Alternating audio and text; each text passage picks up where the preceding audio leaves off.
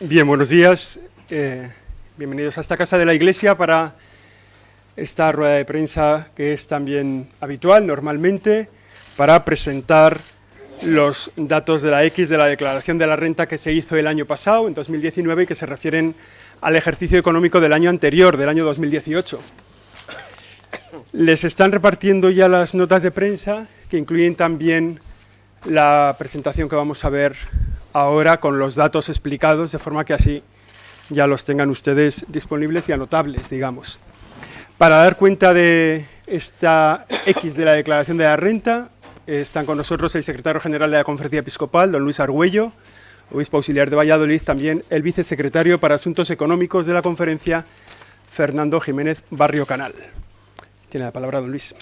Buenos días y gracias por acudir a esta convocatoria en el que la Iglesia Católica en España quiere dar cuenta del resultado de lo que ha sido la asignación tributaria en la declaración de la renta del año 2019. Este sistema de asignación tributaria, que se establece en España desde el final de la primera década del siglo XXI, es podríamos decir, un singular ejercicio de democracia fiscal que está previsto para la ayuda a la Iglesia Católica, está previsto para otros fines de interés social. A lo largo del tiempo, digamos que el Estado ha considerado importante el poder ayudar a lo que significa la presencia de la vida de la Iglesia, la dimensión espiritual de las personas, la acción que desde esa misma dimensión espiritual se realiza, la propuesta cultural, patrimonial, que surge de este mismo hecho, de la presencia de un pueblo creyente en medio de una sociedad y que vive todas las dimensiones de su existencia.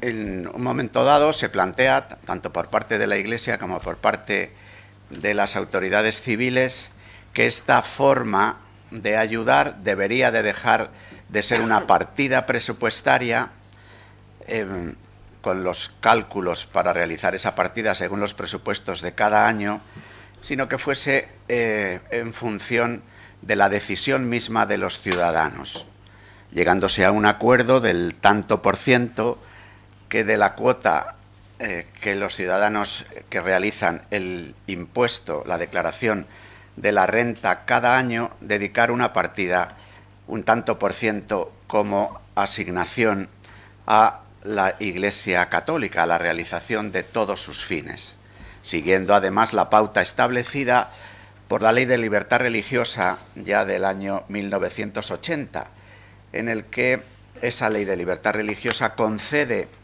a las iglesias la posibilidad de organizarse de manera autónoma, es decir, la asignación tributaria consiste en un ejercicio de democracia fiscal en el que cada año los ciudadanos que desean aportar el 0,7% de su cuota líquida del impuesto sobre la renta a la Iglesia Católica o a otros fines de interés social, pudiendo marcar además la doble X, sepan que se ofrece para ese conjunto de actividades, de fines que la Iglesia realiza. Por eso cada año es bueno contar cuántos han sido los ciudadanos que han asignado ese 0,7 de su cuota líquida a la Iglesia Católica, como también es bueno comenzar de nuevo una campaña, puesto que cada año hay que salir a la plaza pública pidiendo este ejercicio de democracia fiscal, que en este caso, en esta pequeña parte del impuesto, tiene que ver con los fines de interés social y con la asignación tributaria a la Iglesia Católica.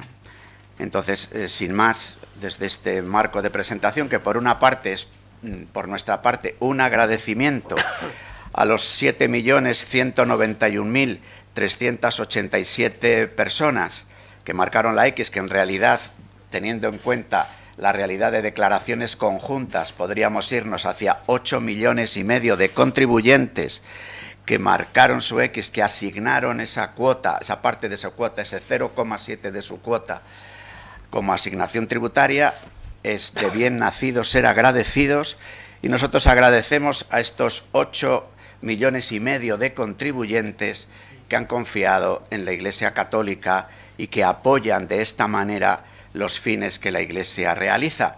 Y al mismo tiempo, además de agradecer y de dar cuenta de lo que significan desde el punto de vista económico estos datos, cómo no, volver de nuevo, puesto que la campaña de renta está próxima, de nuevo los ciudadanos hemos de salir a retratarnos, y al mismo tiempo que hacemos un llamamiento a que es bueno que todos los ciudadanos cumplamos con nuestros deberes fiscales, que es bueno que todos contribuyamos a la realización del bien común desde lo que significa el sistema fiscal en una nación, en un Estado, pues al mismo tiempo de agradecer, de invitar a todos los ciudadanos a hacer su declaración, como no, a pedir de nuevo a los ciudadanos españoles, con cualquiera que sea el tipo de su pertenencia a la Iglesia Católica, a que sigan confiando en la Iglesia para la realización de actividades que tienen que ver con la dimensión espiritual de la persona, que tienen que ver con el consuelo, que tienen que ver con la esperanza, que tienen que ver con las actividades de todo tipo que realiza y que colaboran al sostenimiento de nuestro estado del bienestar, que tienen que ver con el patrimonio cultural, artístico e histórico, que tienen que ver también con la esperanza, sobre todo en los momentos dramáticos de la existencia. Todo esto que de manera resumida ofrece la Iglesia Católica, además de las horas de tiempo que merecerían ser valoradas, de tantos y tantos creyentes que de manera voluntaria colaboran en las actividades de la vida de la Iglesia, además de la colaboración espiritual que tantos y tantos creyentes orando por lo que realiza la Iglesia ayudan a que ésta pueda seguir adelante, también que esta colaboración de 8,5 millones de contribuyentes, ojalá que en la declaración del año 2020 sobre la renta recibida en el 2019 pudiera ser no solo de 8,5 millones, sino de, ¿por qué no?, de 9 millones, de 10 millones, que quisieran colaborar, contribuir con su X al sostenimiento de la Iglesia Católica. Insisto, es un ejercicio de democracia fiscal y es reconocer también a los creyentes un estatus de ciudadanía. Forma parte de la autofinanciación de la Iglesia, en el que los ciudadanos que formamos parte de la Iglesia y que somos también contribuyentes, pensemos que parte de nuestra contribución fiscal pueda ser dedicada a esta finalidad que consideramos que es buena para el conjunto de la sociedad, cualquiera que sea la fe, la creencia, la ideología de los ciudadanos, que por supuesto merece todo nuestro respeto. Gracias, respeto y ánimo a poner la X en favor de la Iglesia Católica. Muy bien, pues buenos días, y como ya les ha comentado el secretario, vamos a desglosar los datos de la última asignación a favor de la Iglesia Católica que hemos realizado en nuestra declaración del IRPF de la primavera pasada, del año 2019, y que corresponden al IRPF 2018. Es una presentación que hacemos gracias a la colaboración de la Agencia Tributaria y de las Haciendas Forales, que al margen de la liquidación nos facilitan los datos desglosados. Es una publicación que la conferencia hace de manera libre, en un ejercicio, entendemos, de transparencia, en un ejercicio de responsabilidad, porque entendemos que así lo demandan los ciudadanos, y por supuesto, como antes se ha comentado, en un ejercicio de gratitud a todos aquellos que colaboran con la Iglesia Católica a través de este mecanismo. El primer titular que nosotros entendemos que podríamos resumir la asignación tributaria del año pasado es que han aumentado el número de declaraciones a favor de la Iglesia Católica. En concreto, estamos hablando de 26.855 nuevas declaraciones con asignación a favor de la Iglesia Católica. Unidas a las que ya venían produciéndose en años anteriores, tenemos la cifra de 7.191.387 declaraciones que se han presentado en todo el territorio nacional con asignación a favor de la Iglesia Católica. ¿Qué significa esto? Pues en principio lo que realmente significa es que no solo los contribuyentes de años anteriores han reiterado la confianza a la Iglesia Católica, sino que nuevos contribuyentes, probablemente muchos de ellos nuevos declarantes, porque ha habido muchos más declarantes este año, gracias a la mejora de la situación económica, pues hay cerca de 26.800 que se han incorporado a esta gran familia de aquellos que confían en la Iglesia Católica y que desean destinar ese 0,7 de su cuota íntegra a favor de la Iglesia. Esto supone que uno de cada 3 contribuyentes, el 32 y pico por ciento, el 32,3% de los contribuyentes deciden marcar a favor de la Iglesia Católica. En términos económicos, en términos de declaración media, significaría que cada contribuyente está asignando a la Iglesia Católica una media de 35 euros. No sé si es mucho o es poco, pero es la media de esas 7 millones y pico de declaraciones. Lo que sí que es verdad es que gracias a esos 35 euros de media se pueden hacer muchas cosas.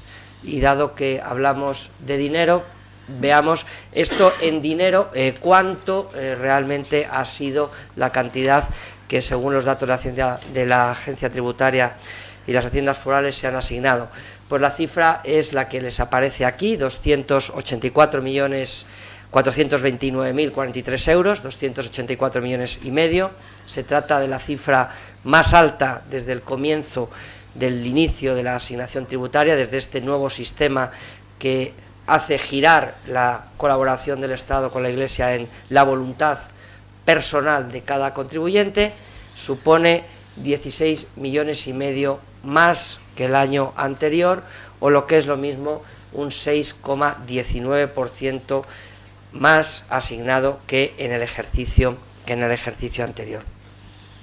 Se trata, por tanto, de un modelo en claro crecimiento, como ustedes pueden ver en la transparencia que se está proyectando, un modelo que durante una serie de años estuvo razonablemente estancado, no porque no fueran creciendo las asignaciones que crecían, sino por el efecto de la crisis económica y de las bases imponibles que se estaban declarando. La mejora de la situación económica, a lo que se añade el incremento del número de declarantes, hace pues la evolución positiva de los últimos años que pueden ver en ese gráfico. Algunos datos más para la reflexión es la distribución de las asignaciones en función de los distintos territorios. Vivimos en una España diversa, pero en cualquier caso una España solidaria. Decirles que la asignación a la Iglesia Católica, según los datos que disponemos y que también tienen en la tabla, ha crecido en todas las comunidades autónomas.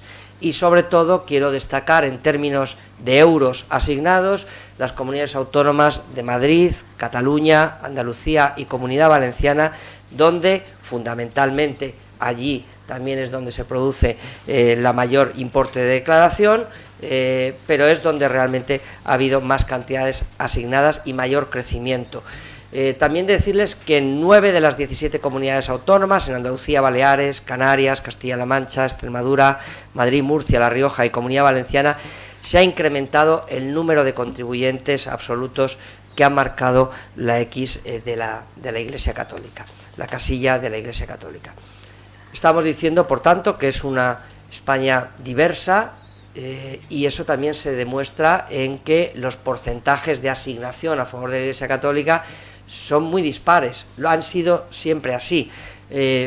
Aunque lo tienen en la tabla, pues hay que destacar a los castellano-manchegos, a Murcia, a La Rioja, a Extremadura y a Castilla y León como aquellas comunidades autónomas donde se asigna por encima del 40%. Permítame que agradezca especialmente a Castilla-La Mancha ese 45% de asignación. También tenemos tareas pendientes, también tenemos trabajo mucho que realizar en aquellas comunidades autónomas donde se marca menos, como son en el caso de Canarias, de Galicia o de Cataluña, donde sin duda tenemos que esforzarnos más para conseguir que aquellos contribuyentes que residen en estos territorios puedan comprender y puedan, si así lo deciden, asignar a favor de la Iglesia Católica. Los datos concretos desglosados por comunidades autónomas y comparados con los años anteriores lo tienen en esa tabla y como dispondrán también del material en soporte informático, por si lo quieren estudiar o publicar, etcétera, pues aquí son todos los datos desglosados. Algunos datos más que a nosotros nos hacen alumbrar cierta esperanza y que permiten ver algo más de la asignación tributaria. Miren, el mayor peso en el volumen de asignación, de acuerdo con los datos y con los estudios que nosotros realizamos, se ubica en los contribuyentes entre los 40 y los 60 años. Ahí es donde se produce el mayor importe asignado. En segundo lugar, también es importante destacar que los menores de 19 años que asignan, los menores de 19 años que hacen declaración de la renta, marcan en la misma línea que la media, el 32,6%, lo cual pues también pues es un indicador de cierto futuro de la asignación tributaria. Algún dato más, decirles que dentro de las nuevas declaraciones se perciben más, en torno a 10.000 declaraciones nuevas entre los asignantes entre 20 y 29 años. Por tanto, las declaraciones también se producen, los nuevos asignantes, entre la gente más joven. Y por último, decirles que un año más las mujeres siguen siendo algo más proclives a poner la X que los hombres, lo hacen en un 34,9%, frente a los varones que lo hacen en un 32,6%, siempre teniendo en cuenta el sexo del primer declarante. Para finalizar, lo que queremos es dar las gracias a los 8,5 millones de contribuyentes. Esas 7,2 millones de declaraciones suponen 8,5 millones de contribuyentes que marcaron la declaración a favor de la Iglesia Católica. Queremos agradecer a los millones de personas que con su esfuerzo y ejemplo sostienen la actividad de la Iglesia y la impulsan. Este es un ejemplo más de colaboración de todos los fieles y de todos aquellos que estiman la labor que realiza la Iglesia. Por supuesto, queremos agradecer a aquellos que dedican su tiempo, en las parroquias, en las congregaciones religiosas, en los colegios, en los centros asistenciales y caritativos, en todo el despliegue de actividades que realiza la Iglesia. En definitiva, gracias a todos por tanto y por tantos. Bueno, pues muy bien. El material que les hemos dado en papel está también disponible en la página web, o sea que ahí lo pueden consultar y descargar. Abrimos ahora un turno de preguntas sobre toda esta cuestión económica en el ámbito de la Iglesia. Víctor, os lleva el micrófono mejor que el teléfono y así os oímos. Gracias. Hola, sí, buenos días. Soy Laura del diario ABC. Bueno, veo que el número de declaraciones aumenta, que es un dato muy positivo, pero si tomamos en cuenta el porcentaje sobre el total de las declaraciones, vemos que, bueno, que hay una leve caída. Eso quiere decir que, bueno, interpreto yo, ¿no?, que el ritmo del aumento de las declaraciones que se presentan en España crece, pero el número de asignaciones a favor de la Iglesia no crece a ese ritmo.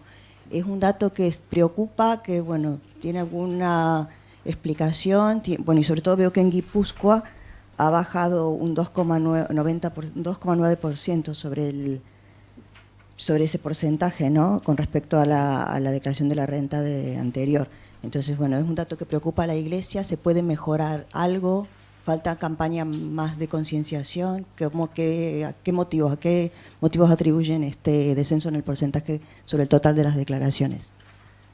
Yo creo que, en primer lugar, lo he intentado explicar antes, pero nosotros lo que vemos tremendamente importante es que hay un mantenimiento de las personas que marcan la casilla, y lo que tenemos es una tarea pendiente importante para que todos los nuevos contribuyentes que tienen su casilla en blanco tengan el pleno conocimiento, la plena información, y luego, si así lo desean, puedan marcar la casilla de la Iglesia Católica. Se ha incrementado en 26.000, es verdad que que ha habido un porcentaje mayor de declaraciones nuevas que se han presentado, y lo que tenemos que hacer es redoblar sin duda la información para que cuantos más declarantes se puedan aparecer, puedan asignar más a la Iglesia Católica, ¿no? En el caso de Guipúzcoa también, si ustedes analizan los importes, pues es verdad que hay una asimetría de esta hacienda foral, que tampoco es territorio de la agencia tributaria, que estamos estudiando. Esa es la realidad, porque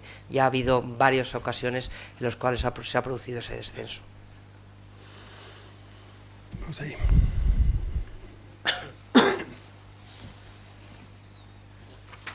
Buenos días. Bueno, en primer lugar, felicitarles y felicitar a la gente que está detrás del trabajo, porque es indudable que es un éxito el máximo histórico que consiguen. Yo quería hacer dos preguntas respecto a los datos de la renta y respecto al informe preliminar del Tribunal de Cuentas. Quería saber si les preocupa, entiendo que han leído el informe preliminar del Tribunal de Cuentas, si les preocupan las apreciaciones que hace sobre la falta de control que puede llegar a tener el Estado sobre las memorias que ustedes hacen, el tema de las aportaciones a 13TV, y después, si creen que estos datos les van a poder ayudar a la hora de debatir o de negociar con el Gobierno de cara a lo que se avecina, que usted bien planteó el otro día, el tema de la cuestión del IBI y demás. Y luego una cosa técnica que no tiene nada que ver. De cara a las elecciones de marzo, ¿un obispo auxiliar o un obispo electo, pero que no ha tomado posesión, puede ser nombrado presidente de la Conferencia Episcopal? Sí, De acuerdo, en un segundo vamos a hacer un briefing de esto la semana que viene con periodistas para explicar. Los obispos auxiliares no pueden ser elegidos presidentes, pero ya lo explicamos la semana que viene y así nos centramos en lo económico. Además, más. En esta plenaria hay 4 administradores diocesanos que ni siquiera son obispos, pero tienen derecho a voto. Empiezo yo por la segunda parte y luego, si quieres, hablas del Tribunal de Cuentas, ¿no? Nosotros pensamos que el gobierno de un Estado tiene derecho a tener su política fiscal y que las propias circunstancias, hoy mismo sabemos que el presidente del gobierno está en Bruselas, hay unas negociaciones complicadas sobre la PAC, hablo de la PAC porque vengo de una diócesis fundamentalmente rural y sé la importancia que esto puede tener para los agricultores. Evidentemente, si se disminuyen los ingresos, por una parte, el Estado, el gobierno, es lógico que vea cómo recauda en otros lados.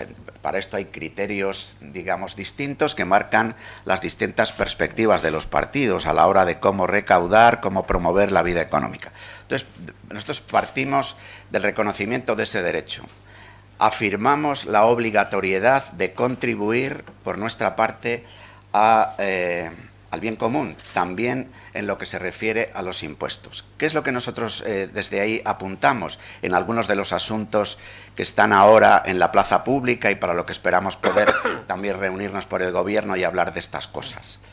Que los criterios que se han mantenido para tener algunas exenciones fiscales por parte de la Iglesia como de otras entidades no lucrativas y que suponen el favorecimiento de determinadas actividades, pues nosotros defendemos esa legitimidad. Por ejemplo, hoy en El País, en la edición de Cataluña, se publica el informe de la Consejería de Educación de Cataluña, que por cierto el consejero es de RC, y reconoce que el déficit de la escuela concertada en Cataluña es de 145 millones de euros y que la plaza pública cuesta 3 veces más a la Generalidad que la plaza concertada. Entonces, a la hora de fomentar, por ejemplo, la escuela concertada, que los lugares donde se realiza la actividad escolar tengan una exención del IBI como una manera de fomentar esa actividad, pareciera lógico, ¿no? Como parece lógico que si la Cruz Roja realiza unas actividades de atención social a los diversos colectivos que la Cruz Roja realiza y se quiere favorecer esa acción, pues quizás los locales donde esta entidad de carácter no lucrativo realiza sus actividades pudiera serlo. Lo que a nosotros nos sorprende es que cuando se habla, por ejemplo, del impuesto de bienes inmuebles, se mire solo a la Iglesia, cuando según la legislación actual, que no son solo los acuerdos Iglesia-Estado, sino que es la llamada ley del mecenazgo, la ley de haciendas locales, el impuesto de sociedades, porque es el conjunto de esta triple legislación la que está regulando la situación fiscal actual y que afecta no solo a la Iglesia Católica, sino a otras iglesias y a otras organizaciones no lucrativas. Entonces, desde luego nosotros estamos dispuestos a dialogar. Reconocemos incluso el derecho que el Gobierno tiene a plantear al Congreso, que en definitiva los impuestos, si surgen los parlamentos es para controlar los impuestos. La acción principal de un parlamento es la aprobación de los presupuestos, ¿no? Entonces, y ahí tienen que valorar nuestros representantes políticos a la hora de articular los fines y los recursos. Si se decide modificar la situación actual del impuesto de bienes inmuebles, nos parece legítimo que pueda hacerse, pero lo que no nos parecería justo es que se pensara solo en la Iglesia Católica para hacer esto. Y reivindicamos el papel de las organizaciones no lucrativas, la importancia que para el actual sistema del estado del bienestar tiene que se fomente, o vía directa de una aportación o vía indirecta de exención fiscal, que se favorezca la enseñanza, la sanidad, los servicios sociales y, cómo no, nosotros somos un pueblo que se reúne el domingo. Y el domingo nos reunimos en templos, que tienen un valor litúrgico, evidentemente, pero que muchos de ellos tienen un valor histórico, patrimonial, turístico, económico. En tantos y tantos de nuestros pequeños pueblos, ahora que se quiere también cuidar a la España vaciada. ¿Cómo no pensar que es un buen criterio de gobernante el facilitar que estos templos, que estos locales, que estos colegios, que estos centros de acción social, que estos lugares de valor patrimonial, artístico, que estos bienes de interés cultural tengan esta ayuda por parte del sistema fiscal de un Estado? Sí, por incidir, desde luego, las desgravaciones fiscales que se conceden a todas las entidades no lucrativas en nuestro país, la Ley 49, son la mejor inversión que puede realizar la administración pública. Como tal, nosotros lo demostramos en los estudios que hacemos cuando decimos que cada euro que se invierte, es decir, ahí estamos incluyendo cada euro que se deja de recaudar, revierte a la sociedad en 2, 3, 4 euros. Por tanto, en términos económicos, nosotros entendemos que es una gran inversión, aparte de la inversión social. Con relación a lo que comentaba antes del Tribunal de Cuentas, hacer una breve matización. El protocolo de los acuerdos Iglesia-Estado establecen que la aplicación de fondos de la asignación tributaria debe ser objeto de una memoria. El intercambio de notas del año 2006, que regula el nuevo sistema de asignación tributaria, establece el compromiso de la Iglesia Católica de presentar una memoria justificativa de las cantidades recibidas del Estado. Eso es lo que establece el canje de notas. Yo estuve en esa negociación, sé lo que se nos pidió que hiciéramos una memoria, pero no solo económica, sino que pusiera de manifiesto la actividad que desarrolla la Iglesia en nuestro país y que justificara ampliamente los sistemas de colaboración que existen. En función de eso, hacemos la memoria que se pidió y que se acordó. Esa memoria se elabora y se presenta normalmente 2 semanas después de que el Gobierno nos entrega la liquidación definitiva. Lo que acabamos de presentar es la liquidación provisional del 2018. En mayo nos darán la liquidación definitiva y unas semanas después presentaremos la memoria correspondiente al año 2018, que además la Conferencia Episcopal la somete de manera voluntaria a un informe de aseguramiento razonable de acuerdo con normas internacionales de aseguramiento. Esa memoria no solo informa del dinero que la Iglesia recibe a través de la asignación tributaria, sino que además ha decidido voluntariamente incluir la totalidad de gastos e ingresos de las diócesis y parroquias españolas.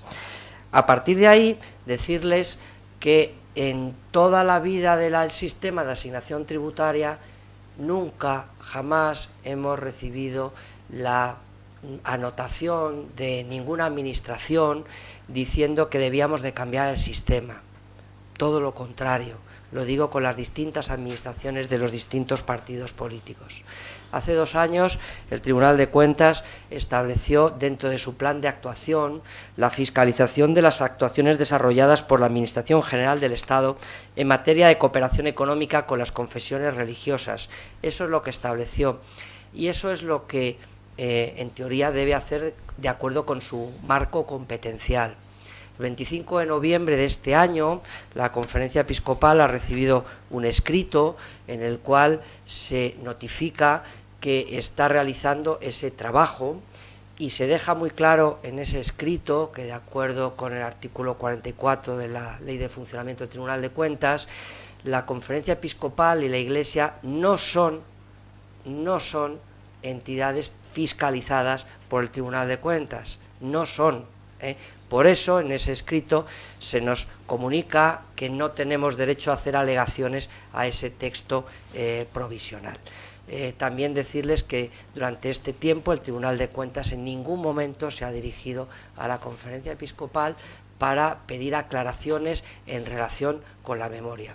A partir de ahí, lo que nosotros podemos decir es que las relaciones Iglesia-Estado están, donde siempre han estado, en ese régimen de colaboración, de respeto mutuo y de cooperación, y que soy consciente de que no existe ningún informe del Tribunal de Cuentas, existe simplemente un borrador de informe, igual que también conozco otros documentos que dicen lo contrario de las cosas que se han publicado. Cuando exista un informe, ese informe se lo entregarán al Estado, que es a quien se está fiscalizando, y llegado el momento, imagino, pues que iniciaremos un diálogo, como siempre, en el marco de las relaciones Iglesia-Estado. No sé si he respondido con claridad a lo que usted quería, pero nosotros no podemos entrar en el contenido de un papel de trabajo.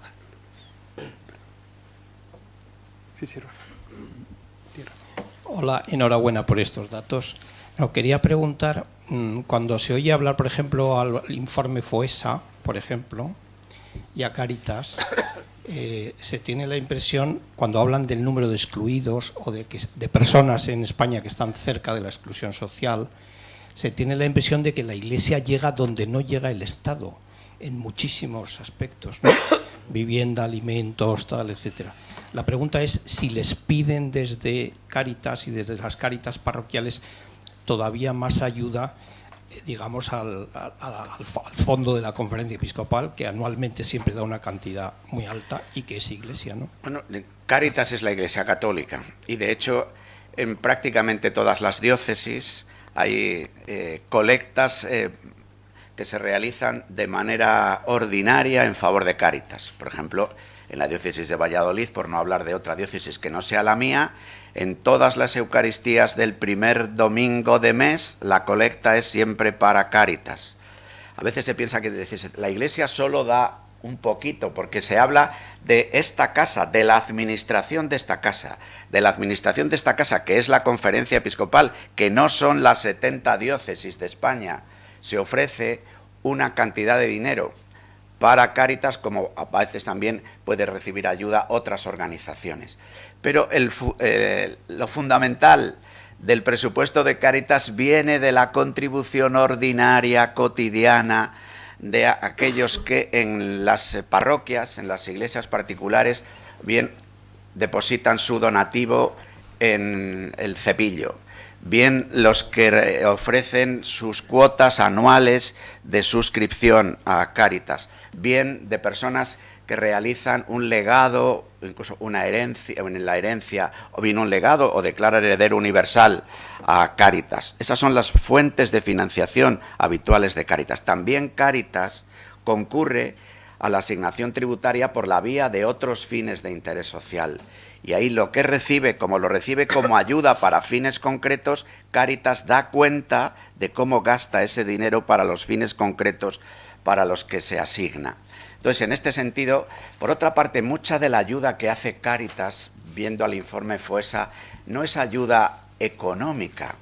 Si se lee el prólogo del informe FOESA, que es bien interesante, y que a mí me ha alegrado ver que una dimensión nueva del actual gobierno, que es la llamada el Ministerio de Inclusión, Inclusión, Migraciones y Seguridad Social ha mostrado su interés por conocer en detalle el informe FOESA, pues se habla en el prólogo, en la presentación del informe, que seguramente los problemas más gordos que tienen que ver ahora como causas profundas de la situación en la que se encuentran muchas personas son tres. Una es la desconfianza, otra es la ruptura de los vínculos, otra es cómo se gestiona la salida de la crisis económica con los llamados ajustes de todo tipo. Pero los dos primeros, la desconfianza y la fractura de los vínculos, tienen mucho que ver con esos intangibles que realiza Cáritas, que es la presencia cercana a personas a las que se trata de consolar, a las que se trata de ofrecer confianza. Tantas personas viven solas en este momento en nuestra nación, muchas mayores, muy mayores, ¿no? Y tanto tiene que ver con la fractura de vínculos. Entonces, en ese sentido, hay un conjunto de actividades que las Cáritas parroquiales realizan en la capilaridad de su presencia en el territorio, en grandes ciudades y en pequeños pueblos, que sin duda tiene una valoración muy grande y que supone empleo de tiempo, aunque no haya aportación económica directa. Pero insisto, la aportación fundamental del presupuesto de cada una de las Cáritas de las diócesis españolas, que es la Iglesia organizada para realizar la caridad, la mayor parte de su presupuesto viene de las aportaciones cotidianas de aquellos que se reúnen en el domingo en esos templos donde se celebra la Eucaristía, templos que por otra parte hay que cuidar, mantener, construir, reparar, calefactar, iluminar, para lo cual también se precisan fondos económicos. Sí, había una pregunta. Sí, buenos días. Quería volver a las cifras de la asignación a la declaración de la renta. Quería preguntar en concreto por el caso de Castilla-La Mancha. Antes agradecían que se mantuvieran en el 45%, pero ha habido un retroceso que no se daba en los últimos años. No sé si lo consideran un cambio de tendencia o no en un feudo tradicionalmente muy importante para la recaudación en el impuesto de la renta. Y luego otra cuestión era que en otras ocasiones han presentado el desglose por provincia, esta vez no se ha hecho. No sé si se puede acceder a esos datos en Internet o de alguna manera, o si hay alguna explicación para que no se difunda ese desglose. Gracias. Bueno, en Castilla-La Mancha en concreto han aumentado en 2.207 el número de declarantes que han marcado la casilla de la Iglesia Católica. Es verdad, estábamos hablando de un aumento mayor del número de declarantes que hace que el porcentaje baje, pero tenemos que entender que ha habido 2.200 declarantes más a favor de la Iglesia Católica. Yo, por mi parte, no habría problema en facilitar los datos por delegaciones provinciales. Realmente lo único que tienen que revisar, lo podemos subir a la web sin ningún problema, lo único que tienen que revisar es que hay determinadas delegaciones de Hacienda que no coinciden con las provincias. Por ejemplo, en Asturias hay 2, en Murcia hay 2, lo digo por si luego revisan esos datos, pero esa tabla la podemos colocar exactamente igual que la de las comunidades autónomas, las de delegaciones de Hacienda. Era por no ampliar demasiado el informe, pero lo podemos colocar sin problema. La incorporaremos dentro del PowerPoint que subamos de esta presentación. Meteremos la diapositiva detrás de las comunidades autónomas, y sabiendo eso, que no coincide ni con las provincias ni con las diócesis, ni mucho menos. O sea, claro, que es un poco esa es otra, porque la realidad de las diócesis no coincide con las provincias. Entonces, Javier Otero. Sí, tienes. Hola, buenos días. Le quería preguntar, a propósito de los comentarios que ha hecho sobre el informe preliminar del Tribunal de Cuentas, decía que hasta ahora la Iglesia había elaborado la memoria justificativa que se le había solicitado después de la reforma del sistema de financiación y que se había acordado mediante aquel canje de notas. Con eso quiere decir que si de un informe del Tribunal de Cuentas definitivo diera lugar a la necesidad de realizar cambios en la memoria justificativa, quiere decir que sería necesario de nuevo un instrumento parecido y realizar de nuevo un canje de notas o algo relacionado con la intervención del Vaticano? Mire, el Tribunal de Cuentas, como he dicho antes, fiscaliza a la Administración General del Estado, al Estado y a los partidos políticos. Es lo que pone en la Ley de Funcionamiento del Tribunal de Cuentas. Si el Tribunal de Cuentas le instara al Gobierno a cambiar o a solicitar a la Iglesia que cambie el sistema de rendición de cuentas, me imagino que eso se incorporará a las negociaciones y a los diálogos que hay habituales. Normalmente la mayoría de los diálogos no se concretan en un intercambio de notas. Permanentemente se están negociando cosas, están en ese ámbito de cooperación y de respeto. Yo creo que el cambio del formato de la memoria, siempre y cuando estemos dentro de los marcos que está establecido en los acuerdos, no tiene por qué producir un cambio del acuerdo. Pero no sé si el secretario piensa lo contrario. No, bien. Lo único que nosotros en la memoria, tanto en la memoria que se ofrece, iba a decir, a la sociedad, que es esta pequeñita, como en la memoria de 3 tomos que hay que llevar en maleta al Ministerio, pues se ofrece una propuesta de lo que es toda la actividad de la Iglesia. La asignación tributaria viene a representar en la media de España como un 25%, más o menos, ¿no?, de los presupuestos de la Iglesia. Pudiera decirse, no, lo que nosotros queremos poner el foco en el 25%, en la asignación tributaria, lo cual para nosotros iba a decir que resultaría hasta más fácil, ¿no?, porque a la hora solamente, iba a decir, con la inversión que hay que realizar en patrimonio, aunque recibimos muchas ayudas públicas, especialmente de los ayuntamientos, de las diputaciones, también de las consejerías de patrimonio, ¿no?, pero esas ayudas suponen una parte, un porcentaje que no llega ni mucho menos ni a la mitad de lo que cada año las diócesis realizan en mantenimiento del patrimonio, por ejemplo, u otro tipo de partidas. Pero porque actualmente es verdad, la memoria que se presenta hace referencia a todas las actividades de la vida de la Iglesia. No solo está referida a la asignación tributaria, porque la asignación tributaria, como su propio nombre indica, se asigna a la Iglesia Católica a su monto común ese dinero para que lo dedique a todas las actividades que en ejercicio de su autonomía reconocida por la libertad religiosa quiera desempeñar, quiera realizar. Entonces, el informe hace referencia a todo. Si ahora el Tribunal de Cuentas pidiere poner el foco en el dinero recibido de la asignación tributaria, que no es una subvención, que no es una ayuda finalista específica, sino que es una asignación al conjunto de actividades y fines de toda la vida de la Iglesia, pues seguro que podríamos hacerlo. Pero eso formará parte de estos diálogos que estamos diciendo. Creo que había una pregunta ahí. Buenos días, Alba Blanco de La Sexta. Quería preguntarles, ¿qué les parece a la Iglesia el tema del PIN parental, del veto parental que se ha implantado en algunas comunidades autónomas como en la región de Murcia? Gracias. Pero, bueno, es que de esa pregunta hemos contestado varias veces ya al secretario y dentro de una semana vuelve a haber una rueda de prensa general y yo creo que nos estamos centrando un poco al ámbito económico. Si no, hablamos demasiado de todas las veces de lo mismo, ¿no? Pero, yo he insistido en que en esto nos preocupa la regla general, no las excepciones. Y nos preocupa mucho que algunas propuestas educativas exijan que se regulen excepciones, pero lo que a nosotros nos preocupa es la propuesta educativa general que se realice.